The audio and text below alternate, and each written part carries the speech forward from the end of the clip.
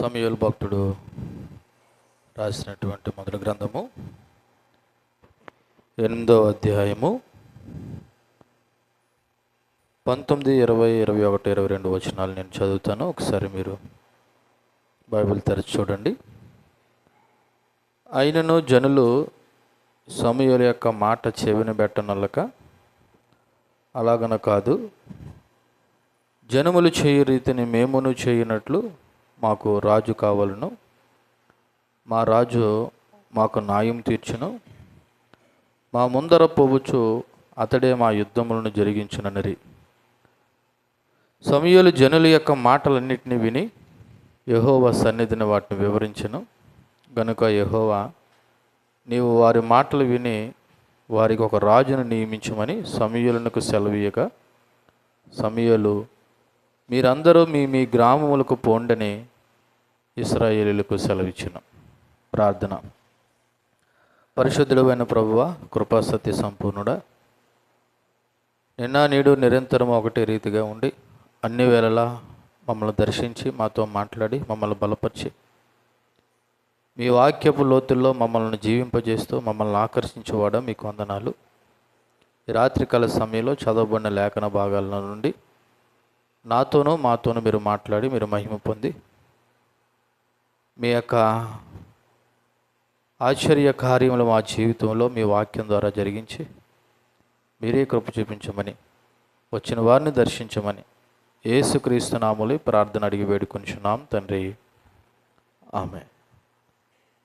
ఈ చదవబడిన యొక్క 4 వచనాలు ధ్యానం చేయడానికి ముందు మీకు ఒక చిన్న ఉపమానాన్ని గుర్తు చేస్తాను. తండ్రి కుమారులు. తండ్రి మరి తన కుమారుడితో చాలా మంచిగా హెచ్చరించిన లేదా తన యొక్క కుమారుడు యొక్క క్షేమాన్ని కోరుకుని చెప్పినటువంటి కొన్ని మాటలు ఏమిటంటే, బాబు, నువ్వు నీ స్నేహితుల మాట విని వారితో జట్టు కట్టి చెడు అలవాట్లు నేర్చుకోకు. నీకు మంచి భవిష్యత్తు ఉంటుంది, మంచిగా చదువుకోవాలి. రేపటి దినాన్న నీ భవిష్యత్తు మరి నీకు మేలుకరంగా ఉండాలంటే ఒక తండ్రిగా నేను చెప్తున్న మాటలు మీరు ఆలకించాలి. నువ్వు ఎవరైతే స్నేహితులు అంటున్నావో వాళ్ళతో తిరిగి నువ్వు చెడు అలవాట్లు నేర్చుకోకు.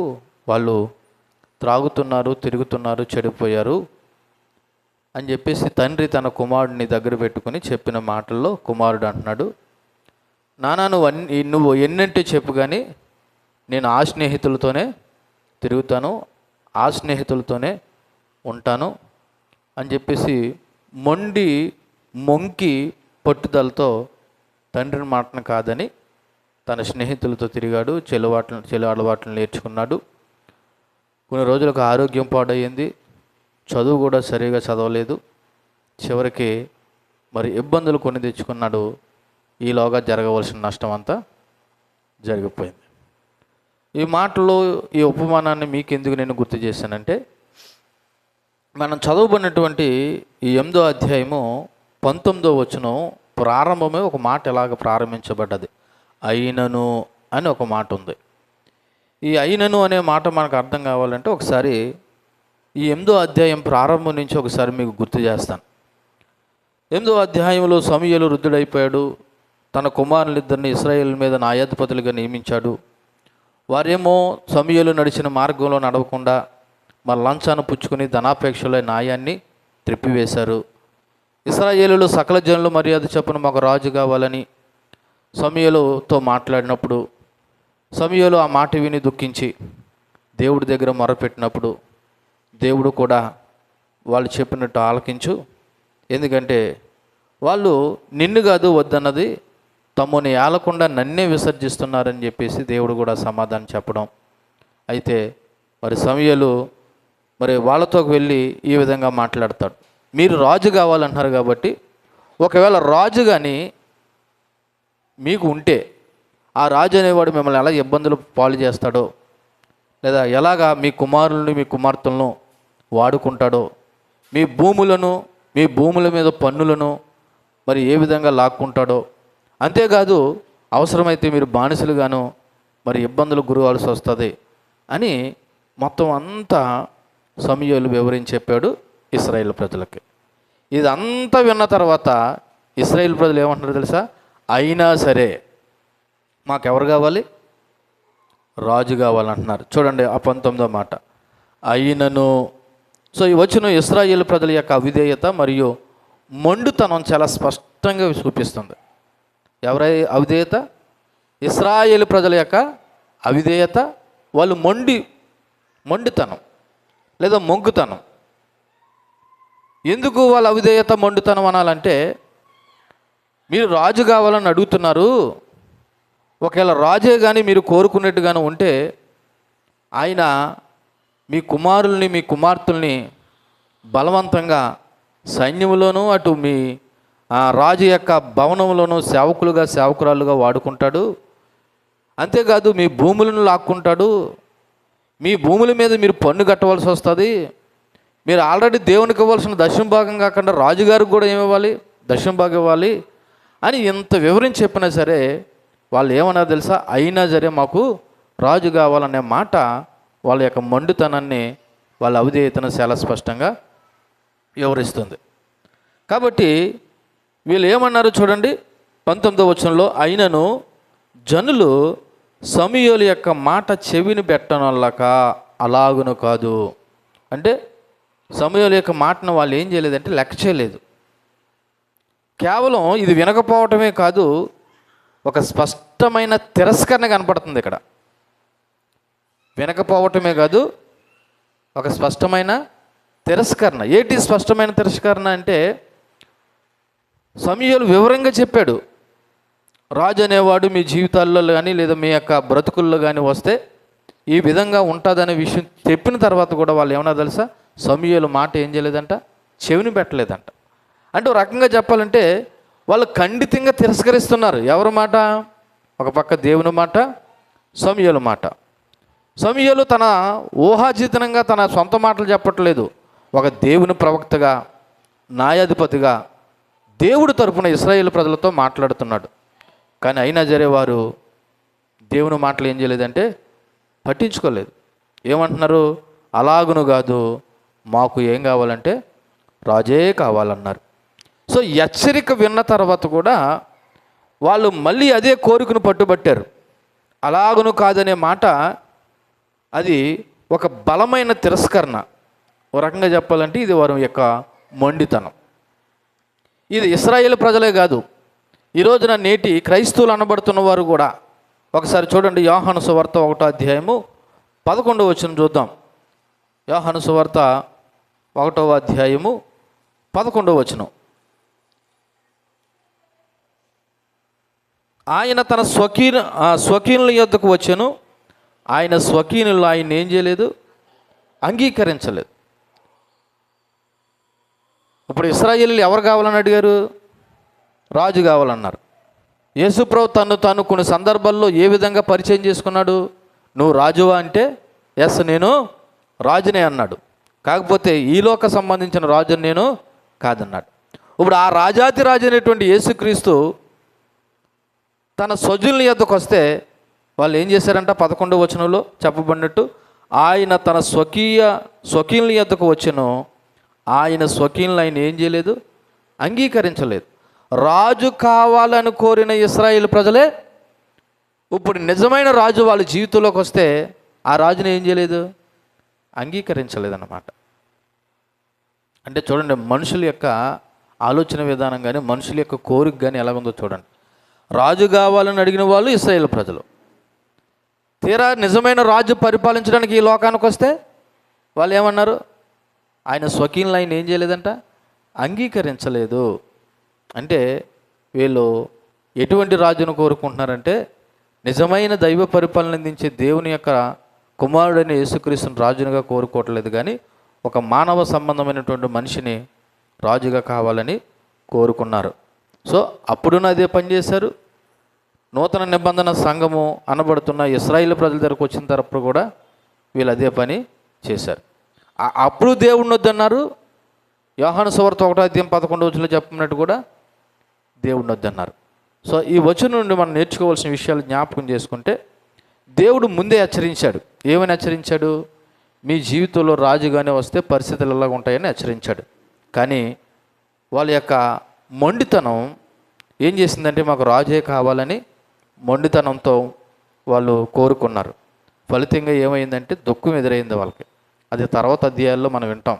ఫలితంగా ఏమి ఎదురైంది? దుఃఖాలు ఎదురయ్యాయి. కాబట్టి ఒకసారి మనం ఆలోచన చేయవలసిన విషయం ఏంటంటే, దేవుని హెచ్చరికలు కానీ వినకపోతే, ఎవరి హెచ్చరికలు? నిజానికి ఇశ్రాయేలు ప్రజలతో దేవుడు సమూయేలు ద్వారా మాట్లాడిన మాటలు ఎవరి హెచ్చరికలు? దేవుని హెచ్చరికలు. దేవుని హెచ్చరికలు కానీ వినకపోతే, ఆనాడు ఇశ్రాయేలీలైనా ఈనాడు మీరైనా నేనైనా దేవుని హెచ్చరికలు వినకపోతే కలిగే నష్టాలకి మనమే బాధ్యత వహించాలి. కలిగే నష్టాలకి మనమే బాధ్యత వహించాలి. దేవుడు ఇశ్రాయేలు ప్రజలతో అన్నాడు, ఒరే బాబు వద్దురా రాజు, నేను మీకుండగా ఇంకా రాజుతో పని ఏంటంటే, లేదు లేదు మాకు సకల జనులు మర్యాద చొప్పున మాకు ఎవరు కావాలి?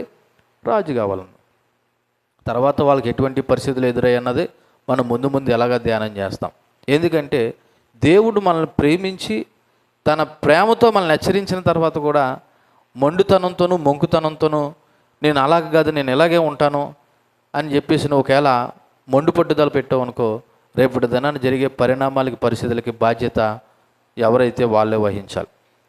రెండోది, ఇతరులాగా ఉండాలనే కోరిక చాలా ప్రమాదం.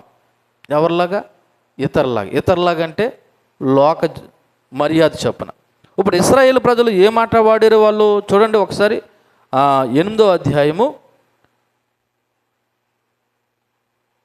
6వ వచనమా 5వ వచనం. చిత్తగించుము, నువ్వు వృద్ధుడవు, నీ కుమారులు నీ ప్రవర్తన వంటి ప్రవర్తన గలవారు కారు గనుక మాకు సకల జనుల మర్యాద చొప్పున మాకు ఒక రాజుని, అంటే సకల జనులు అంటే లోక సంబంధంగా మాకు ఒక రాజు కావాలన్నారు. సో ఇతరులాగా ఉండాలనే కోరిక దేవుని యొక్క ప్రత్యేకమైన పాలనను తిరస్కరించడం అన్నమాట. మన దేవుని పిల్లలను మనల్ని ఎవరు పరిపాలించాలి? దేవుడే పరిపాలించాలి.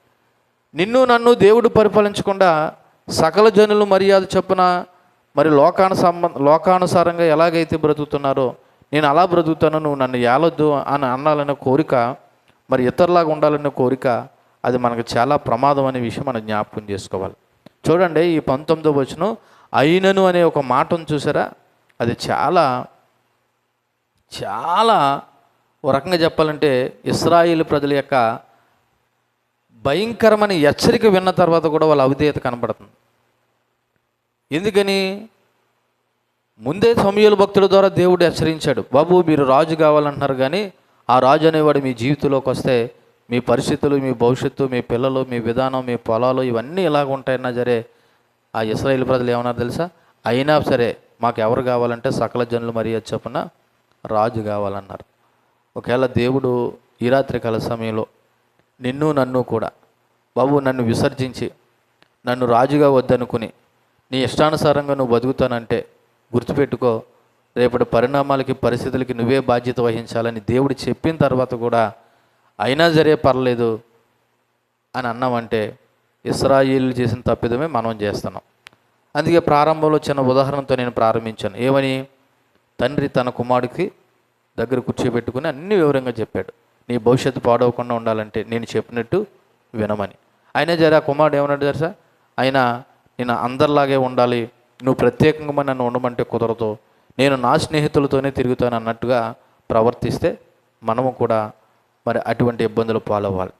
అక్కడ తండ్రి సమూయేలు స్థానం లేదా దేవుడి స్థానం అయితే, మరి కుమారుడు ఇశ్రాయేలు ప్రజలైతే, మరి ఇక్కడ స్నేహితులు లోకాచారాలు అయితే, ఫలితం ఏంటంటే చెడిపోవడం, బాధపడడం.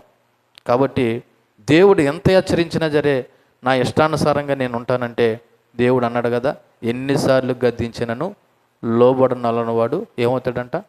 హఠాత్తుగా నాశనం అవుతాడు. ఎందుకంటే దేవుడు ఎన్నోసార్లు మనల్ని గద్దిస్తున్నాడు, అలా ఉండకూడదు, ఇలా ఉండకూడదు, అది మంచిది కాదు, ఇది మంచిది కాదు అని. అయినా సరే నా ఇష్టానుసారంగా నేను ఉంటాను అనుకుంటే ఫలితము నువ్వే అనుభవించాలి. చూడండి 20వ వచనం, జనములు చేయు రీతిని మేమును చేయనట్లు మాకు రాజు కావాలను, మా రాజు మాకు న్యాయం తీర్చును, మా ముందర పోవచ్చు అతడే మా యుద్ధములను జరిగించునని అనిరి. ఈ వచనము ఇశ్రాయేలు యొక్క ప్రజలు ఎందుకు రాజు కావాలనుకుంటున్నారన్న కోరిక ఇక్కడ నిజమైన కారణాలు స్పష్టంగా కనబడుతున్నాయి. వాళ్ళు రాజు కావాలి, రాజు కావాలి, రాజు కావాలని అంటున్నారు కదా, ఆ రాజు ఎందుకో ఇక్కడ కొన్ని కారణాలు కనపడుతున్నాయి. ఇక్కడ ప్రధానంగా 3 కారణాలు కనపడుతున్నాయి. ఒకటంట, మా రాజు మాకు న్యాయం తీరుస్తాడు. రెండోది, మా రాజు మాకు ముందరుండి నడుస్తాడు. మూడోది, మా రాజు మా తరపున యుద్ధాలు చేస్తాడు. అంటే ఇంతకీ రాజు ఎందుకు కావాలనుకుంటున్నారు?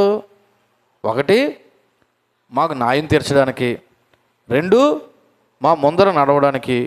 3, మా తరపున యుద్ధాలు చేయడానికి. మనలో మనమాట, ఇంతవరకు ఇశ్రాయేలు ప్రజలను దేవుడు ఏమైనా విడిచిపెట్టాడా? న్యాయం చేయకుండాను న్యాయాధిపతులను ఏర్పాటు చేశాడు. వాళ్ళ ముందర ఏమైనా నడవలేదా? పగల మేఘస్తంభమై రాత్రి అగ్నిస్తంభమై నడిచాడు. వాళ్ళ తరపున ఏమైనా యుద్ధం చేయలేదా అంటే మనకి ఎంతోముందే తెలుసు. ఫిలిస్తీన్లతో దేవుడు ఉరుములు కురిపించగా వాళ్ళు కనీసము ఏ విధమైన ఆయుధం పట్టుకోకుండానే దేవుడు ఇశ్రాయేలు ప్రజలకు ఏమి ఇచ్చాడు? గొప్ప విజయాన్ని ఇచ్చాడు. ఇన్ని కల్లారా లేదా ప్రత్యక్షంగా అనుభవించినటువంటి ఈ ఇశ్రాయేలు ప్రజలు సకల జనులు మర్యాద చొప్పున ఏమంటారు తెలుసా? మాకు రాజు కావాలి, ఆ రాజు మాకు న్యాయం తీరుస్తాడు, మా ముందర నడుస్తాడు, మా తరపున యుద్ధాల్లో పాల్గొని మా తరపున యుద్ధం చేస్తాడని అంటున్నారు. అంటే ఏమీ లేదు, ఇశ్రాయేలు ప్రజలను ఎవరిని చూశారంటే లోకాన్ని చూస్తున్నారు. ఈరోజు చాలామంది కూడా ఈ విధంగా ఉన్నారు. లోకంలో జరిగే మాదిరిని ఫాలో అనుకుంటున్నారు. అరే వాళ్ళు భలే చేశారా, మనం కూడా అలా చేస్తే బాగుంటుంది. అంతేగాని అది వాక్యానుసారమా కాదని ఆలోచన చేయట్లేదు. వాళ్ళు చేశారు కాబట్టి మనం కూడా ఏం చేద్దాం. వాళ్ళు మొదలెట్టారు కాబట్టి మనం అంతకంటే ఇంకా గొప్పగా మొదలెడదాం. అంతే తప్ప అసలు అది వాక్యానుసారమా కాదా అనేది ఆలోచించట్లేదు క్రైస్తవులు కూడా. వీళ్ళ యొక్క రాజు కావాలనే కోరిక గల కారణాల్లో 3 ప్రధానమైన కారణాలు కనబడుతున్నాయి. జనులు చేయు రీతిని. ఎవరు చేయు రీతిని? జనులు అలా చేస్తున్నారు కాబట్టి మేము కూడా అలాగే చేస్తాం. ఈ రోజున లోకం అలా చేస్తుంది కాబట్టి క్రైస్తవులు కూడా ఏం చేస్తున్నారు? అలాగే చేస్తున్నారు. వాళ్ళు అలా చేశారంటే అర్థం ఉంది, మనం అలా చేయకూడదని ఇంక జ్ఞానం ఈ రోజున క్రైస్తవులకి ఉండట్లేదు. కొన్నిసార్లు మన క్రైస్తవ విధానాల్లో ఉన్నటువంటి కొన్ని అన్యాచారాలు చూస్తుంటే అసలు అది దేవుడు ప్రవేశపెట్టాడా మనుషులు ప్రవేశపెట్టాడా అని ఆలోచన చేస్తే మనుషులే అది అన్యులు అనబడుతున్న వారిని చూసి ఏం చేసినట్టు కాపీ కొట్టినట్టు కనబడుతుంది. ముఖ్యంగా ఈ లెంట డేస్లో ఈ 40 రోజులు ఏం చేస్తారు? కొంతమంది ఏం చేస్తారు? ఏదో మాల వేసినట్టుగా ఈ 40 రోజులు ఏదో ఒక ప్రత్యేకంగా ఉన్నట్టుగా ఏదో వైట్ అండ్ వైట్ వేసుకుని కనబడుతున్న వారు అందరినీ బ్రదర్స్ సిస్టర్స్. నిజానికి ఇది ఎక్కడి నుంచి చూసారు? వీళ్ళు ఇంకా జనులు చేయు రీతిని. ఎవరు చేయు రీతిని? జనులు. అంతే తప్ప అది వాక్యమా వాక్యానుసారమా నిజానికి అది బైబిల్లో ఉందా లేదా అన్నది అనవసరం. జనులు చేస్తున్నారు, మనం కూడా చెయ్యాలంతే. ఇప్పుడు ఇశ్రాయేలు ప్రజల యొక్క 3 ప్రధానమైన కారణాల్లో మొదటిది ఏంటంటే మాకు రాజు కావాలి, ఆయన మాకు న్యాయం తీర్చాలి. ఎందుకంటే సమయోను కుమారులు అవినీతిపరులు అయిపోయారు కాబట్టి మాకు ప్రజలు ఏం కోరుకున్నారంటే బలమైన స్థిరమైన న్యాయం చేసే ఒక నాయకుడు కావాలి, ఆయన కింద మేము ఉండాలనుకుంటున్నాము, ఆయనే మమ్మల్ని ఏలాలనుకుంటున్నారు అని చెప్పేసి ఇశ్రాయేలు ప్రజలు కోరుకుంటున్నారు. రెండోది ఏం కోరుకుంటున్నారు? ఆ రాజు మా ముందర నడవాలి. ఆయన ఎక్కడ నడవాలి? మా ముందర నడవాలి. అంటే ఇది ఒక రాజకీయ సైనికపరమైనటువంటి నాయకత్వాన్ని సూచిస్తుంది. అంటే రాజు యుద్ధాల్లో ముందు నిలిచి ప్రజలు నడిపించి మార్గనిర్దేశత్వం చేయాలని వారి కోరిక. మూడోది ఏంటి? మా రాజు మా తరపున యుద్ధాలు చేయాలి. మా రాజు మా తరపున యుద్ధాలు చేయాలి. ఫిలిస్తీన్లతో అవ్వచ్చు, ఇతర రాజ్యాలలో ఉండే రాజులతో అవ్వచ్చు, మా రాజుగారు ముందుండి యుద్ధం చేసి విజయం సాధించాలని ఇశ్రాయేలు ప్రజలు సకల జనులు మర్యాద చొప్పున వీళ్ళు రాజు కావాలని కోరుకోవడంలో ప్రధానమైన 3 ఉద్దేశాలు కనబడతా ఉన్నాయి. ఇశ్రాయేలు ప్రజలైనా నేటికి క్రైస్తవులు అలాగా ఉంటున్నారా అంటే ఒకసారి రోమీయులకు రాసిన పత్రిక 12వ అధ్యాయము 2వ వచనాన్ని చూద్దాం. రోమీయులకు రాసినటువంటి పత్రిక 12వ అధ్యాయము 2వ వచనం ఏమని చెప్తుంది? 12వ అధ్యాయం 2వ వచనం, మీరు ఈ లోక మర్యాదను అనుసరింపక ఉత్తమమును అనుకూలమును సంపూర్ణమై ఉన్న దేవుని చిత్తమేదో పరీక్షించి తెలుసుకున్నట్లు మీ మనసు మారి నూతన మొగటు వలన రూపాంతరం పొందండి అని నేటి క్రైస్తవ సంఘానికి దేవుడు చెప్తున్నటువంటి మాట. అక్కడ స్పష్టంగా రాయబడిన మాట 2వ వచనం పెట్టి ఈ లోక మర్యాదను అనుసరించక. మరి ఇశ్రాయేలు ప్రజలు ఏం చేశారు? ఏ మర్యాదను అనుసరించారు? సకల జనులు మర్యాద చొప్పున లేదా ఈ లోక మర్యాద చొప్పున మాకు ఎవరు కావాలన్నారు? రాజు కావాలి. కానీ దేవుడు మనకి ఏమని చెప్తున్నాడు? మీరు ఈ లోక మర్యాదను అనుసరింపక ఉత్తమమును అనుకూలమును సంపూర్ణమైన దేవుని చిత్తమో కాదో పరీక్షించమన్నాడు. దేవుని చిత్తమో కాదో పరీక్షించమన్నాడు. లోకంలో కొత్తగా వచ్చింది, ఇదేదో బాగుంది కాబట్టి దీన్ని కూడా మనము ఫాలో అయిపోదామన్న అన్నట్టుగా ఉండకూడదు క్రైస్తవులు. ఒకటి ఏదైనా ప్రారంభించే ముందు అది అసలు వాక్యానుసారమా కాదా, దానికి బైబిల్ సపోర్ట్ చేస్తుందా లేదా, దేవుని చిత్తమా కాదా అని క్రైస్తవులు గ్రహించాలి. దేవుడు ముందే చెప్తున్నాడు, ఈ లోక మర్యాదను మీరు అనుసరించద్దు. ఒకవేళ లోకంలో అది వింతగా గొప్పగా ఉండొచ్చు, కానీ అది ఎంత గొప్పగా ఉన్నా సరే అది వాక్యానుసారం కాకపోతే మనం ఎట్టి పరిస్థితుల్లో దాన్ని ఏమవ్వకూడదు, ఫాలో అవ్వకూడదు. అంతేకాకుండా కొరింథీయులకు రాసినటువంటి 2వ పత్రిక 6వ అధ్యాయము 17వ వచనం కూడా చదువుదాం.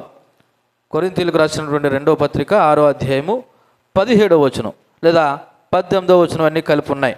అక్కడ 15వ వచనం చూస్తే, క్రీస్తునకు బెలియలతో ఏమి సంబంధము, అవిశ్వాసతో విశ్వాసకి పాలెక్కడది, దేవుని ఆలయమునకు విగ్రహములతో ఏమి పొందుక, మనము జీవం గల దేవుని ఆలయము, అందుకు దేవుడు ఎలాగ సెలవిచ్చున్నాడు, నేను వారిలో సంతరింతును, నేను వారి దేవుడున ఎందురు, వారు నా ప్రజల ఎందురు కావున.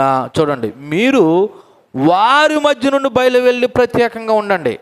వారి మధ్య నుంచి అంటే ఏంటి? లోక సంబంధమైన లోక ఆచారాల మధ్య నుండి మీరు బయలు వెళ్ళి ఎలా ఉండాలంటే క్రైస్తవులు ప్రత్యేకంగా ఉండాలి. ప్రత్యేకంగా బట్టల్లో కాదండి, ప్రత్యేకంగా దేవుడు గుణాల్లో ఉండాలి. మేము క్రైస్తవులు అండి, మా యొక్క గృహాలన్నీ వేరే చోట ప్రత్యేకంగా కట్టుకుంటామండి, లేదా మేము క్రైస్తవులు అని సమాజాన్ని తెలియడానికి వైట్ అండ్ వైట్ వేసుకుంటామండి, లేకపోతే తెల్ల చీరలు కట్టుకుంటామండి అని ఇది కాదు ప్రత్యేకత. దేవుడు అంటున్నాడు, మీరు నా జనుల ఉన్నట్లు నా ప్రజల ఉన్నట్లు మీరు వారి మధ్య నుండి బయలు వెళ్ళి ప్రత్యేకంగా ఉండండి. ఏంటంటే ఆ ప్రత్యేకత అక్కడ రాయబడిన మాట, అపవిత్రమైన దానిని ముట్టకూడని ప్రభు చెప్పుచున్నాడు. ఇది క్రైస్తవులకు ఉండవలసిన ప్రత్యేకత. నేను ఎందుకు పాత నిబంధన కొత్త నిబంధన లేఖనాలు పోలుస్తున్నానంటే, ఇశ్రాయేలు ప్రజలు ఆ విధంగా సకల జనుల మర్యాద చొప్పున మాకు రాజు కావాలనంటే దేవుడు ఏం చెప్తున్నాడంటే, మీరు సకల జనుల మర్యాద చొప్పున ఫాలో అవ్వద్దు, మీరు ప్రత్యేకంగా నా ప్రజలే ఉండండి అని దేవుడు మనకు చెప్తున్నాడు. అంతేకాదు యోహాను సువార్త 15వ అధ్యాయము 19వ వచనం కూడా ఒకసారి చూసినట్లయితే, 15వ అధ్యాయం 19వ వచనం, మీరు లోక సంబంధులైన యెడల లోకము తన వారిని స్నేహించును, అయితే మీరు లోక సంబంధులు కారు, నేను మిమ్మును ఎక్కడి నుండి ఏర్పరచుకున్నాడంటే దేవుడు. అసలు సంఘం అంటే లోకము నుండి ప్రత్యేకింపబడిందని అర్థం. సంఘం అంటే ఏంటి? లోకము నుండి ప్రత్యేకపరచబడినది. ఎందుకని దేవుడు తన ప్రజలను ఎక్కడి నుండి ఏర్పరచుకుంటున్నాడు? లోకం నుండే. అంతేనా? లేకపోతే ఒక ప్రత్యేకమైన గ్రహం నుండి లేదా ప్రత్యేకమైన విధానం నుండా? లేదు, దేవుడు తన ప్రజలను ఎక్కడి నుంచి ఏర్పరచుకుంటున్నాడంటే లోకం నుండి ఏర్పరచుకుంటున్నాడు. కాబట్టి దేవుని చేత ఏర్పరచబడిన మనం ఎలా ఉండాలంట? ప్రత్యేకంగా ఉండాలి. ఎందుకంటే మీరు లోక సంబంధుల యెడల లోకము తన వారిని స్నేహిస్తుంది, కానీ మీరు లోక సంబంధులు కాదు, నేను మిమ్మల్ని లోకం నుండి ఏర్పరచుకున్నాను కాబట్టి అందుచేతనే లోకం మిమ్మల్ని వేసేస్తుంది, ద్వేషిస్తుంది. ఈ రోజున క్రైస్తవులు అంటే ఎక్కడ లేని ద్వేషం. ఈ రోజున క్రైస్తవులు అంటే ఎక్కడ లేని ద్వేషం. ప్రభుత్వాలకి ద్వేషం, ప్రజలకి ద్వేషం, లేదా కొంతమంది మరి కొన్ని రకాలైనటువంటి ప్రజలకు కూడా ద్వేషం. ఎందుకంటే మనం ప్రత్యేకింపబడినవారు. మనం ఎవరమండి? ప్రత్యేకింపబడినవారు. లోక సంబంధులం కాదు, మనము ప్రత్యేకింపబడినవారు. కాబట్టి మన ప్రత్యేకతను వారవలేనటువంటి సాతాను అపవాది దుష్టుడు ఎవరినో కొన్ని క్రైస్తవుల మీద రెచ్చగొడుతూనే ఉంటాడు. అయినా సరే మనల్ని దేవుడు ఏర్పరచుకున్నాడు కాబట్టి మనం ఎప్పుడు ప్రత్యేకంగా ఉందముగాక. సో ఈ 20వ వచనం మనకి ఏమి జ్ఞాపకం చేస్తుందంటే, దేవుని స్థానంలో మానవుడు ఉంచడం అనేది చాలా ప్రమాదకరం. ఇశ్రాయేలు ప్రజలకి దేవుడు రాజుగా ఉండాలనుకుంటే, ఇశ్రాయేలు ప్రజలు ఎవరో రాజుగా కావాలనుకున్నారు? ఒక మానవుని రాజుగా కావాలనుకున్నారు. నేటికి కూడా మనలో కూడా ఆధ్యాత్మికమైన సమస్య ఏంటంటే, దేవునికి బదులుగా మానవుల మీద వ్యవస్థల మీద ఆధారపడడం. ఎవరి మీద? మానవుల మీద, వ్యవస్థల మీద. ఏం పర్లేదు, నాకు తెలిసిన ఆయన ఉన్నాడు, ఆయన చూసుకుంటాడు, ఏం పర్లేదు. ఆ యొక్క వ్యవస్థలో నాకు బాగా తెలిసినటువంటి వ్యక్తి ఉన్నాడు, లేదా మా బంధువు ఉన్నాడు, ఆయన చూసుకుంటాడు. అంటే క్రైస్తవుడు దేని మీద ఆధారపడుతున్నాడు? వ్యవస్థల మీద, మనుషుల మీద ఆధారపడుతున్నాడు తప్ప దేవుని మీద ఆధారపడలేదు. సో దేవుని పిల్లలు ఎవరి మీద ఆధారపడాలి? దేవుని మీదే ఆధారపడాలి, అది ఎంత ప్రాబ్లం వచ్చినా సరే. రెండోది, దేవుని పాలనపై విశ్వాసం కోల్పోవడం. ఇశ్రాయేలు ప్రజలు మాకు రాజు కావాలన్నారంటే ఇప్పుడు ఎవరిని వద్దన్నారని అర్థం? దేవుని వద్దన్నారు. ఈరోజున మనము కూడా దేవుని కాదని మరొకటి ఏదైనా కోరుకున్నామంటే ఎవరిని వద్దని అర్థం? ఇప్పుడు దేవుని పిల్లలుగా మనం ప్రభు దగ్గరికి వచ్చామండి. మరి నీకు వచ్చిన వ్యాధో బాధో రోగమో సంథింగ్ తగ్గలేదు, నీకు ఎవరో ఏదో చెప్పారో పలానా చోటకి వెళ్తే బాగుపడతావని. సో పలానా చోటకి వెళ్ళడంలో తప్పులేదు, కానీ అది దైవ వ్యతిరేకమైనది అయితే నువ్వు ఆ చోటకి వెళ్ళావంటే ఇప్పుడు ఎవరిని తక్కువ చేసినట్టు? నువ్వు దేవుని శక్తిని, దేవుని సామర్థ్యాన్ని, దేవుని మీద ఉన్న నీ నమ్మకాన్ని తక్కువ చేసుకుని నువ్వు వెళ్ళావు అంటే ఒక రకంగా దేవుని యొక్క పాలనను, దేవుని యొక్క దేవుడి మీద ఉన్న నీ విశ్వాసాన్ని నువ్వు తిరస్కరించుకుని మరొక చోటకి వెళ్ళావు అన్నమాట. మూడోది, నిజానికి ఇశ్రాయేలీల విషయంలో యుద్ధం చేయవాడు ఎవరంటే దేవుడే. ఇశ్రాయేల్ ప్రజల విషయంలో యుద్ధం చేసేవాడు ఎవడు? దేవుడే. ఎందుకంటే ఏదో మానవపరంగా కొంతమంది రాజులు ఉన్నారు, కానీ ఆ రాజులు కూడా సహకరించింది ఎవరో తెలుసా? దేవుడే. అవునా కాదు? ఒకసారి మనము 2వ దినవృత్తాంతాల గ్రంథము 20వ అధ్యాయాన్ని చేద్దాం. 2వ దినవృత్తాంతాల గ్రంథము 20వ అధ్యాయము 15వ వచనం నుంచి నేను ఒకసారి చదువుతున్నాను, చూడండి. యోధావారులారా, యెరూషలేము కాపులస్తులారా, యెహోషాపాతు రాజా, మీరందరూ ఆలకించండి. యెహోవా సెలవిచ్చింది ఏమనగా, ఈ గొప్ప సైన్యానికి మీరు భయపడకండి, జడియకుడి. ఈ యుద్ధము మీరు కాదు, దేవుడే జరిగించును. రేపు వారి మీదకు పోవడి, వారి జిజు అను ఎక్కుడు మార్గమును వచ్చెదరు. మీరు ఎరువేల అరణ్యము ముందరనున్న వాగు కొన దగ్గర వారిని కనుగొందరు. ఈ యుద్ధములో మీరు పోట్లాడవలసిన నిమిత్తం లేదు. యోధావారులారా, యెరూషలేము వారులారా, మీ యుద్ధ పంతులు తీర్చి నిలవబడండి. మీతో కూడానున్న యెహోవా దయచే రక్షణ మీరు చూచెదరు. భయపడకండి, జడియకండి. రేపు వారి మీదకు పోవుడి, యెహోవా మీతో కూడా ఉండును. అంటే దీన్ని బట్టి యుద్ధం ఎవరు చేస్తున్నారు? యుద్ధం ఎవరు చేస్తున్నారు? దేవుడే చేస్తున్నాడు. కానీ వీళ్ళు ఎవరిని కోరుకుంటున్నారు? ఒక మానవ రాజుని కోరుకుంటున్నారు. దేవుడు అయిష్టంతో ఇశ్రాయేలు ప్రజలకు రాజు ఏర్పాటు చేసినా వాళ్ళందరి తరపున యుద్ధం చేసింది ఎవరో తెలుసా? దేవుడే. అల్టిమేట్గా మరలా నీకు దిక్కు ఎవడంటే దేవుడే. నువ్వు ఎక్కడ తిరిగి వచ్చినా, ఎక్కడ లేదా ఏ చోటకు పోయినా మరలా నువ్వు ఎక్కడ రావాలి తెలుసా? దేవుడి దగ్గరికి రావాలి. కాబట్టి ఇశ్రాయేలు ప్రజలకి మరి దిక్కు ఎవరంటే దేవుడే. ఈ రోజున మనకి కూడా దిక్కు ఎవరంటే దేవుడే. కాబట్టి దేవుని కాదని సకల జనులు మర్యాద చొప్పున నేను ప్రవర్తిస్తానంటే ఒక రకంగా మనము దేవుని యొక్క పాలన తిరస్కరించిన వారు అవుతాం. కాబట్టి ఇది మనం ఒక రకంగా మనం దేవుని యొక్క పరిపాలనని మనం వద్దు అనడం అన్నమాట. చూడండి, సమూయేలు యొక్క మొదటి గ్రంథం 8వ అధ్యాయము 21వ వచనాన్ని చూస్తే, సమూయేలు జనుల యొక్క మాటలన్నిటినీ విని యెహోవా సన్నిధిని వాటిని వివరించును. ఈ వచనం చాలా సంక్షిప్తంగా ఉన్న ఇది సమూయేలు యొక్క విశ్వాసవంతమైన పాత్రను చాలా అందంగా చూపిస్తుందండి. ఎందుకో తెలుసా? ఇక్కడ సమూయేలు పని ఏంటంటే ఇశ్రాయేలు ప్రజలు ఏం చెప్పారో దేవుడి దగ్గర తీసుకెళ్ళడం, దేవుడు ఏం చెప్పాడో ఇశ్రాయేలు ప్రజలు చెప్పడం, మరలా ఇశ్రాయేలు ప్రజలు ఏం చెప్పాడో దేవుడి దగ్గరికి వెళ్ళడం, మరలా దేవుడు ఏం చెప్పాడో వీళ్ళకి చెప్పడం. సో ఈయన ఒక మధ్యవర్తిగా చాలా విశ్వాసపాత్రమైనటువంటి పాత్రను ఈయన పోషించాడు. సో అక్కడ చూడండి 21వ మాట, సమూయేలు జనుల యొక్క మాటలన్నిటినీ విని, అంటే జనులు చెప్పిన సమస్త మాటలన్నీ విన్నాడు. 19-20 వచనాల్లో ఏమైతే ఇశ్రాయేలు ప్రజలు చెప్పారో ఆ చెప్పినటువంటి అది ఏమైనా మంచి మాటలు అనుకుంటున్నారా? మొండి మాటలు. ఏ మాటలు? మొండి మాటలు అన్నిటినీ సమూయేలు శ్రద్ధగా విని అతడు వారి మాటలను వదిలేకుండా ఏం చేశాడు తెలుసా? యెహోవా సన్నిధిని తెలియజేసెను. ఎవరి సన్నిధిని? యెహోవా సన్నిధిని తెలియజేసెను. ఎందుకంటే సమూయేలు తన సొంత నిర్ణయం తీసుకోలేదు. ఇశ్రాయేలును నడిపించే ఒక న్యాయాధిపతిగా, ప్రవక్తగా నేను ఉన్నాను కాబట్టి, మరి ఇశ్రాయేలు ప్రజలు రాజును కోరుకుంటున్నారు కాబట్టి నేను వాళ్ళకు రాజుని ఏర్పాటు చేస్తానని తన సొంత నిర్ణయాలు తీసుకోలేదు. రెండోది, ఇశ్రాయేలు ప్రజలు ఇలాగ రాజు కావాలనగానే సమూయేలుకు దుఃఖం వచ్చింది, ఒక పక్క కోపం కూడా వచ్చింది. అయినా సరే ప్రజల మాటలన్నిటిని పట్టుకెళ్ళి దేవుని యొక్క సన్నిధానంలో ప్రార్థనా రూపంలో దేవుడికి అప్పచెప్పాడు. ప్రార్థనా రూపంలో ఏం చేశాడు? దేవునికి అప్పచెప్పాడు. మూడోది ఏం చేశాడు తెలుసా? వాళ్ళు ఇశ్రాయేలు ప్రజలు దేవుని రాజును కోరుకుంటున్నారని దేవుని యొక్క మార్గదర్శకత్వాన్ని కోరాడు. ఏం చేయమంటావు ప్రభా, ఇశ్రాయేలు ప్రజలు ఎలా అడుగుతున్నారని దేవుని యొక్క మార్గదర్శకత్వాన్ని కోరాడు. ఈ మాటలు దేవుని ముందు సమూయేలు యొక్క ఆధ్యాత్మిక పరిపక్వతను చూపిస్తున్నాయి. ఎందుకంటే సమూయేలు దేవునికిని ఇశ్రాయేలు ప్రజలకిని మధ్యవర్తిగా ఉండి మరి తన బాధ్యతను నిర్వర్తిస్తూ ఉన్నాడు. నిజానికి ఈ రోజున మనకు మధ్యవర్తి ఏ పాస్టర్ గారు కాదు, ఏ విశ్వాసి కాదు, ఆ దేవాతి దేవుడే మనకు మధ్యవర్తిగా ఉన్నాడు. ఎలాగన్నది ఒకసారి మనం ఆలోచన చేస్తే ఎబ్రిల్కి రాసినటువంటి పత్రికలోకి వెళ్దాం. ఎబ్రిల్ రాసిన పత్రిక 10వ అధ్యాయము 12వ వచనం నుంచి మనం చదువుదాం. 10వ అధ్యాయము 12వ వచనం. ఈయనైతే పాపముల నిమిత్తమై సదాకాలము నిలుచు ఒక్క బలి నర్పించి అప్పటి నుండి తన శత్రువులు తన పాదములకు పాదపీఠంగా చేయబడి వరకు కనిపెట్టుచు దేవుని కుడిపార్శ్వం ఆసీనుడయ్యను.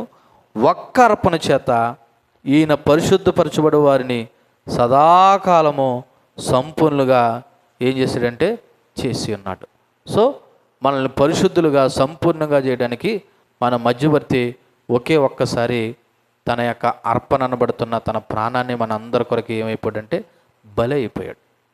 ఆనాడు ఇశ్రాయేలు ప్రజలకి దేవునికి మధ్యవర్తి సమూయేలు ఉంటే, ఈ రోజున తండ్రి అయిన దేవునికిని మనకిని మధ్యవర్తిగా ఎవరున్నారంటే మన ప్రభువు అయినటువంటి యేసుక్రీస్తు. ఒక్క అర్పణ ద్వారా, బలి అర్పణ ద్వారా మన అందరి నిమిత్తము ఆయన తన యొక్క ప్రాణాన్ని అర్పించి మరి మనలందరినీ పరిశుద్ధపరచాలని, సంపూర్ణులుగా చేయాలని మనందరి కొరకు ఆయన ఏం చేశారంటే ప్రాణం పెట్టాడు. చూడండి, అదే సమూయేలు గ్రంథము 4వ అధ్యాయము 14వ వచనంలో ఈ విధంగా ఉంది. ఆకాశ మండలం గుండా వెళ్ళిన దేవుని కుమారుడిని యేసును ఒక గొప్ప ప్రధాన యాజకుడు మనకు ఉన్నాడు గనక మనం ఒప్పుకున్న దాన్ని ఏం చేద్దాం? గట్టిగా చేపట్టుదాం. ఎందుకంటే మన ప్రధాన యాజకుడు మన బలహీనతల యందు మనతో సహానుభావం లేనివాడు కాడు, కానీ సమస్త విషయంలోనూ మనవలే శోధింపబడినను ఆయన పాపం లేనివాడుగా ఉండెను. గనుక మనము కనికరింపబడి సమయోచితమైన సహాయము కొరకు కృప పొందినట్లు ధైర్యంతో ఆయన కృపాసన యొద్దకు చేరుదుము. ఈ మాట నేను ఎందుకు చెప్పాను తెలుసా? సమూయేలు సమస్య వచ్చినప్పుడు ఎవరి దగ్గర పరిగెట్టాడు? దేవుని యొద్దకు పరిగెట్టాడు. ప్రభా, ఇశ్రాయేలు ప్రజలు ఎలా మాట్లాడుతున్నారయ్యా, రాజు అనేవాడు ఎలాగుంటే మీ జీవితాల్లో ఏమేమి నష్టాలు జరుగుతాయో, భారాలు వస్తాయో అన్నది వివరంగా ఇశ్రాయేలు ప్రజలు చెప్పినా సరే వాళ్ళు ఏమంటున్నారు తెలుసా? అయినను సరే మాకు ఎవరు కావాలంటున్నారు? రాజే కావాలంటున్నారు అని ఈ విషయాలన్నీ మళ్ళీ సమూయేలు పట్టుకెళ్ళి ఎవరితో చెప్పాడు? దేవుడితో చెప్పాడు. ఈ రోజున మనకి కూడా ఒక ధైర్యం ఉంది. ఏటో తెలుసా? మన ప్రధాన యాజకుడు మనకి ఏ సమస్య వచ్చినా ఈ సమస్య నాకు తెలీదు అని అనుభవం లేనివాడు కాదంట. ప్రతి సమస్యకు దేవుళ్ళు ఏముంది తెలుసా?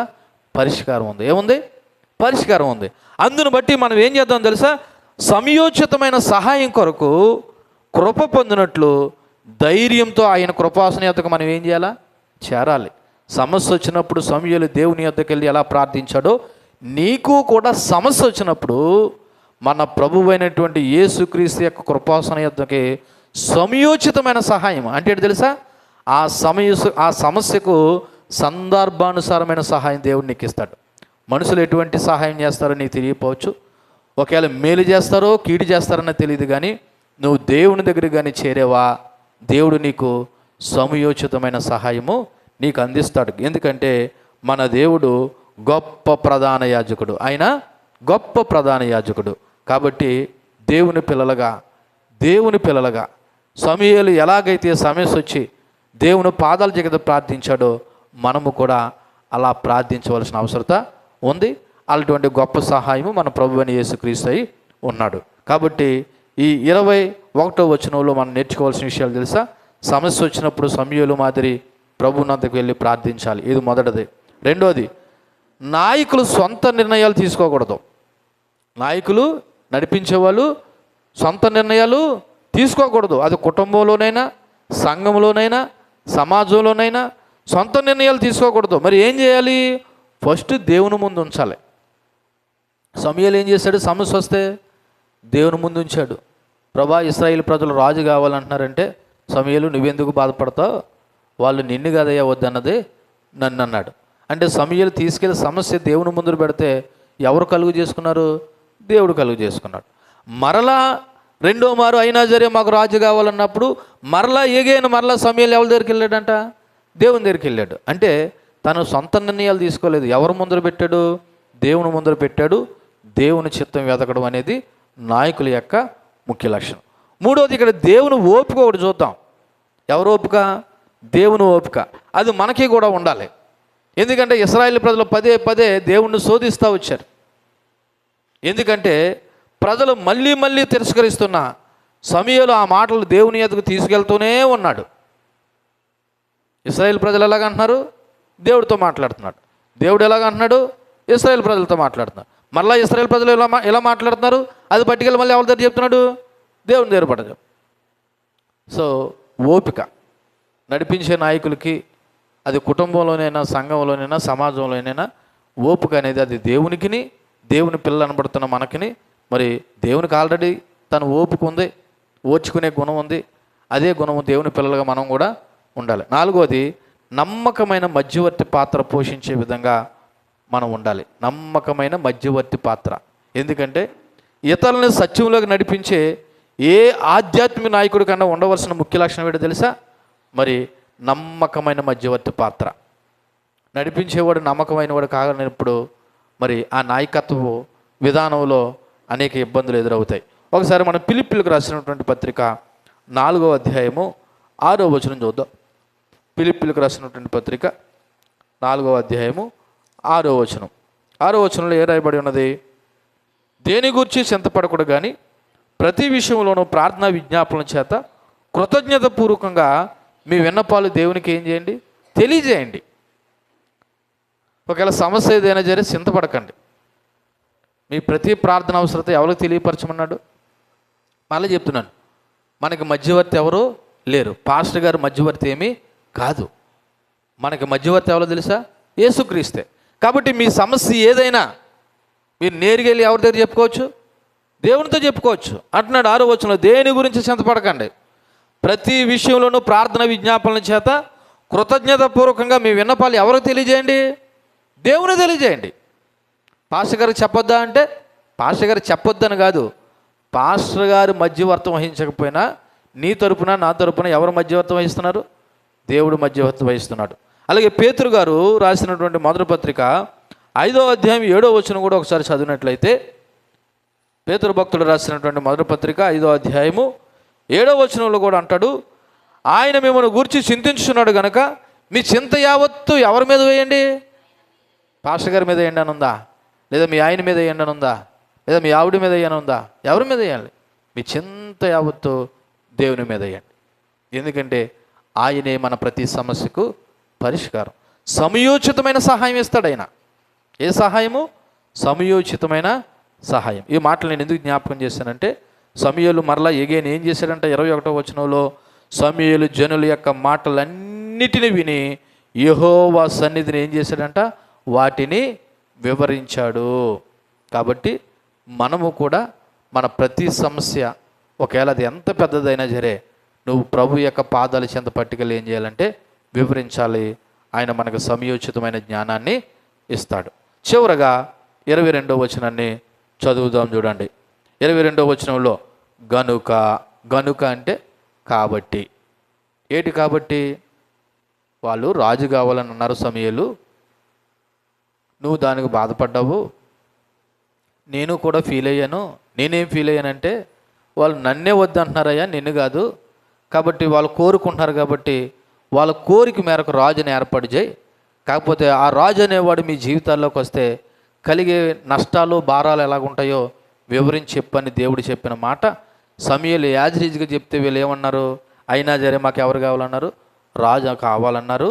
ఆ రాజు ఎందుకంటే మాకు న్యాయం తీర్చాలి, మా ముందర నడవాలి, మా యుద్ధాలలో అయినా పాల్గొనాలని అంటున్నారు. కాబట్టి ఇప్పుడు దేవుడే స్వయాన కలుగు చేసుకుని గనుక యెహోవా ఏమంటున్నాడంటే, నీవు వారి మాటలు విని వారికి ఒక రాజును నియమించుమని సమూయేలునకు సెలవీయగా. ఈ వచనం ద్వారా దేవుడు అంతిమ నిర్ణయాన్ని డిక్లేర్ చేశాడు. అంతిమ నిర్ణయం అంటే ఇంక ఫైనల్గా వాళ్ళు ఎవరు కావాలని కోరుకుంటున్నారు? రాజు కావాలని కోరుకుంటున్నారు. కాబట్టి సరే అలా కానిచ్చే అని చెప్పాడు. ఎందుకంటే వారి మాట విని వారికి రాజును నియమించమని స్వయాన ఎవరు చెప్పారంటే దేవుడే చెప్పాడు. దేవుడికి సమూయేలు స్పష్టమైన ఆదేశం ఇచ్చాడు. దేవుడు సమూయేలుకి ఏమనంటే, ప్రజలు మొండిగా రాజును కోరుకుంటున్నారు కాబట్టి వారి కోరిక నువ్వు ఏం చేయంటే అనుమతించు. కారణం ఏంటంటే వాళ్ళు మనుషులుగా మరి వాళ్ళ ఇష్టాన్ని నెరవేర్చుకోవాలనుకుంటున్నారు. దేవుడు మనకి స్వేచ్ఛ ఇచ్చాడు. ఏమిచ్చాడు? స్వేచ్ఛ ఇచ్చాడు. దాన్ని ఫ్రీ విల్ అంటాడు.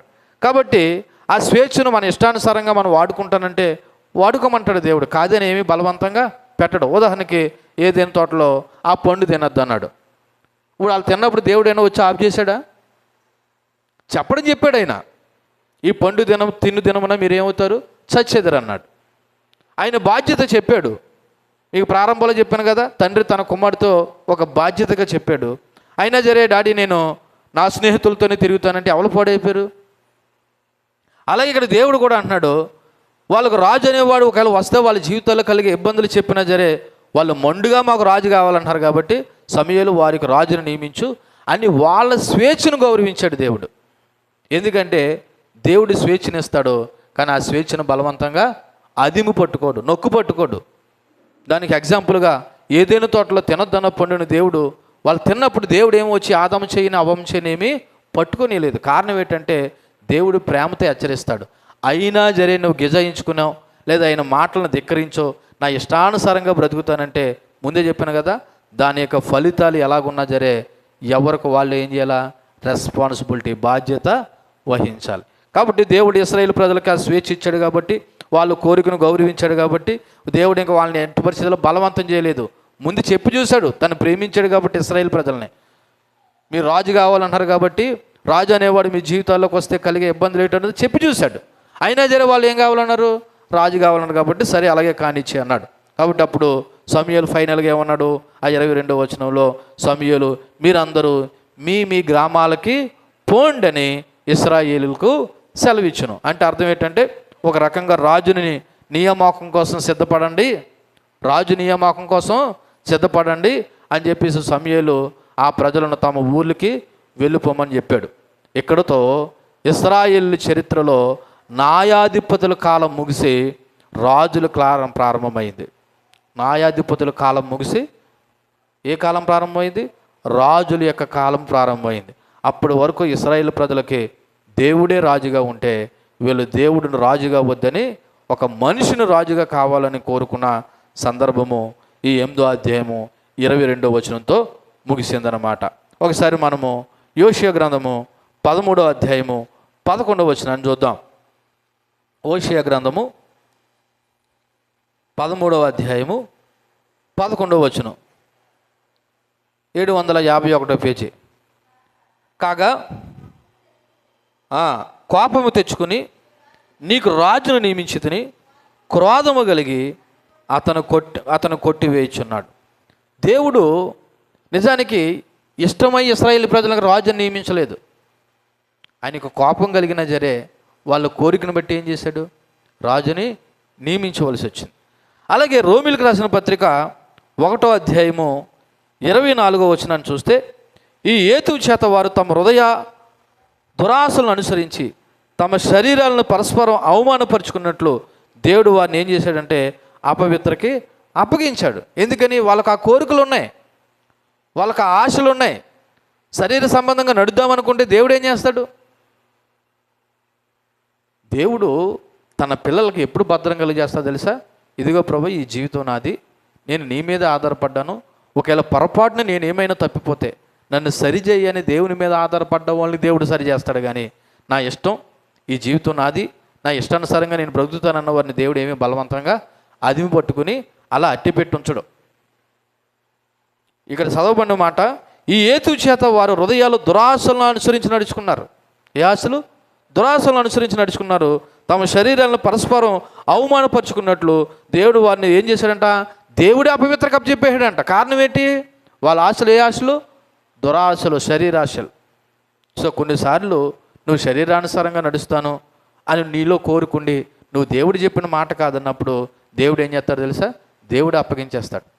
దేవుడు ఏం చేస్తాడు? అప్పగించేస్తాడు. కాబట్టి ఈ వచనం నుండి మనం నేర్చుకోవాల్సిన విషయం ఏంటంటే, దేవుడు మనకి స్వేచ్ఛ ఇచ్చాడు, ఆ స్వేచ్ఛను గౌరవిస్తాడు. మనం తప్పు ఎంపిక చేసుకుంటే ఆయన ఏమీ బలవంతము చేయడు. కానీ ఆ తప్పు ఎంపిక యొక్క ఫలితాలు మాత్రము మనమే బాధ్యత వహించాలి. రెండోది, లోక మర్యాద చొప్పున అనేటువంటి ఇతరులాగా ఉండాలనేటువంటి కోరిక దేవుని యొక్క ఉత్తమమైన ప్రణాళిక వ్యతిరేకం. దీనివల్ల కలిగే ఫలితాలు మరి తర్వాత అధ్యాయాల్లో మనకు కనిపిస్తాయి. ఏంటంటే, ఇశ్రాయేలు ప్రజలకి రాజు కావాలని కోరుకున్న ఆ దేవుని యొక్క ఉత్తమమైన ప్రణాళిక వ్యతిరేకంగా వాళ్ళు ఏదైతే కోరుకున్నారో దానివల్ల కలిగిన పరిణామాలు తర్వాత అధ్యాయాల్లో మనకి కనబడతాయి. సో ఫైనల్గా ఈ 4 వచనాల నుండి మనం నేర్చుకోవలసిన ప్రాముఖ్యమైన విషయం ఏంటో తెలుసా? ఈ యొక్క వర్తమానానికి మరి మనం ధ్యానం చేసే అంశం పేరు ఏంటంటే, ప్రజల యొక్క మొండి కోరిక దేవుని అనుమతి. ప్రజల యొక్క మొండి కోరిక దేవుని యొక్క అనుమతి. వాళ్ళు మొండిగా పట్టుబెట్టారు మాకు రాజు కావాలని. దానికి దేవుడు కూడా ఏం చేశాడు? అనుమతించాడు. కానీ దాని యొక్క పర్యవసనాలు ఎలాగుంటాయన్నది వారు గ్రహించలేకపోయారు. చరిత్రలో అది జరిగింది. ఈ రోజున దేవుని పిల్లలుగా ఈ చరిత్ర తెలుసుకున్నటువంటి మనము జాగ్రత్త పడాలి. మనము మొండు కోరిక, మొండు పట్టుదల కలిగి దేవునికి వ్యతిరేకంగా బ్రతకూడదు. ఒకవేళ బ్రతికేమా, జీవించామా, దాని పర్యవేక్షణాలకు మనమే ఏం చేయాలి? బాధ్యత వహించాలి. కాబట్టి ఇశ్రాయేలు ప్రజలు ఎంత జరిగినా సరే మాకు సకల జనులు మర్యాద చొప్పున మాకు రాజు కావాలని వాళ్ళు కోరుకున్నారు. దేవుడు వారి మాట కాదనక సమూయేలుతో చెప్పి వాళ్ళు కోరుకున్నట్టే రాజును నియమించమని చెప్పాడు. అలాగే తర్వాత 9వ అధ్యాయం నుండి ఇశ్రాయేలు ప్రజలకి మరి మనకు తెలుసు కాబట్టి ఆల్రెడీ సౌలు అనబడుతున్న వ్యక్తిని ఇశ్రాయేలు ప్రజలు మొట్టమొదటిగా దేవుడు రాజుగా నియమించాడు. కాబట్టి ఈ వచనాల నుండి మళ్ళీ మీకు ఒకసారి హెచ్చరించే మాట, మీరైనా నేనైనా సరే దేవుడు మనల్ని నడిపించిన విధానంలో నడవకుండా నా ఇష్టానుసారంగా నేను నడుస్తానంటే దేవుడు ఏమీ బలవంతంగా అడ్డుకట్టేసి, మళ్ళీ చెప్తున్నాను, ఇక్కడున్న మీ అందరూ కూడా ఆలోచన చేయండి. దేవుడు తన ప్రణాళికలో నేను నడిపించాలని చూస్తుంటే నీవు మాత్రం నీ ప్రణాళికతో పని లేదు, నా ఇష్టానుసారంగా నేను నడుస్తానంటే దేవుడేమీ అడ్డుకట్ట వెయ్యడు. నీకు ఇచ్చిన స్వేచ్ఛను బట్టి దేవుడు నీకేం చేస్తాడు? గో అంటాడు. కానీ రేపటి దినాన్న నువ్వు ఎంచుకున్న నీ మార్గాలకి అది పర్యవసనాలు ఎటువంటివైనా సరే బాధ్యుడువు నీవే అన్న విషయం మర్చిపోకండి. అది యవన పిల్లలైనా, తల్లులైనా, తండ్రులైనా, ఎవరైనా సరే. ఎందుకో తెలుసా? నా జీవితం నా ఇష్టం అనుకుంటే నీ ఇష్టమే, కాదని అంటలేదు. చూడండి, ఒకసారి ఈ మాట చెప్పి నేను ముగిస్తాను. మనందరికీ తెలిసినటువంటి మాటే. ప్రసంగి గ్రంథం తీయండి ఒకసారి. ప్రసంగి గ్రంథము 10వ అధ్యాయము 11వ అధ్యాయము 9వ వచనం. యవనుడా, నీ యవన కాలం ముందు సంతోషపడము, నీ యవన కాలం ముందు నీ హృదయాన్ని సంతుష్టిగా ఉండనిమ్ము, నీ కోరిక చొప్పున నీ దృష్టి యొక్క ఇష్టం చొప్పున ప్రవర్తించము. అయితే వీటన్నిటిని బట్టి దేవుడు నిన్ను తీర్పులోకి తెచ్చినని జ్ఞాపకం ఉంచుకో. ఏమంటున్నాడు? యవనస్తులతో, అంటే యవనస్తులతో కాదు కానీ అందరితో చెప్పేటువంటి మాట ఏంటంటే, నీ యవన కాలం ముందు నువ్వేం చేయి? సంతోషపడు. నువ్వు ఎలా సంతోషించాలనుకుంటున్నావు? త్రాగి సంతోషించాలనుకుంటున్నావో, తిరిగి సంతోషించాలనుకుంటున్నావో, లేదా వీధులంట ఎగురుతూ గెంతుతూ సమయాన్ని వేస్ట్ చేసుకుంటూ సంతోషించాలనుకుంటున్నావో, లేదా నీ యవన కాలం ముందు నీ హృదయాన్ని సంతుష్టిగా ఉండాలనుకుంటున్నావో, లేదా నీ కోరిక చెప్పిన నీ దృష్టికి కనబడిన ప్రతిదాని చొప్పున నీ ఇష్టానుసారంగా ప్రవర్తించాలనుకున్నావో ప్రవర్తించు. అయితే వీటన్నిటిని బట్టి నువ్వు ఎక్కడికి వస్తావంట? తీర్పులోకి వస్తావంట. కాబట్టి చాలామంది ఇలాగ అనుకుంటున్నారు, నా జీవితం అంటే పాస్టర్ గారు మీకు పనేటి, నా జీవితం నా ఇష్టం. ఎవరి జీవితం ఇది? నా జీవితం నా ఇష్టం, నా ఇష్టానుసారంగా నేను ఉంటాను, మీరెవరో నాకు చెప్పడానికంటే నేను ఎవరిని కాదు. కానీ దేవుడు కూడా అదే మాట అంటున్నాడు, బాబు నేను సరైన మార్గంలో నడిపించాలనుకుంటున్నాను, నువ్వేమో నీ ఇష్టానుసారంగా నడుతాను అనుకుంటున్నావు, నడు, నేను కాదంటలేదు. కానీ రేపు దినాన్ని జరిగే పర్యవసనాలకి బాధ్యత ఎవరు వహించాలి? నీవే వహించాలనే విషయాన్ని దేవుడు మనకి గట్టిగా హెచ్చరిస్తున్నాడు. ఇశ్రాయేలు ప్రజల మాదిరి మొంకితనంతో నా జీవితం నా ఇష్టం, మీరెవరో నాకు చెప్పడాలనుకుంటే దేవుడు ఏం అడ్డు చెప్పడు, నేనేం అడ్డు చెప్పను. కాకపోతే దాని బాధ్యత నువ్వు నేను వహించాలి. కాబట్టి దేవుని పిల్లలుగా నా సలహా, దేవుని ఆశ ఏంటంటే ఆయన బిడ్డలుగా ఆయన మార్గాల్లో నడిచి ఆయన ఇష్టానుసారంగా జీవిస్తే మన భవిష్యత్తు దేవునికరంగా ఉంటుంది. లేదు నా ఇష్టానుసారంగా జీవిస్తానంటే నీ భవిష్యత్తు ఎలాగుంటుందో నేనైతే చెప్పలేను. కాబట్టి ఒకసారి ఆలోచన చేయండి. దేవుడి మాటలను మీరు ఒకసారి గ్రహించండి. ఆయన యొక్క వాక్యానికి లోబడి ఆయన చిత్తానుసారంగా జీవించండి. దేవుడి మాటలు మన ఇంట్లో దీవించి ఫలింపచేయునుగాక. ఆమేన్. కళ్ళు మూసుకుందాం. చెప్పబడిన మాటలను బట్టి ఒకసారి దేవుని స్తుతిస్తూ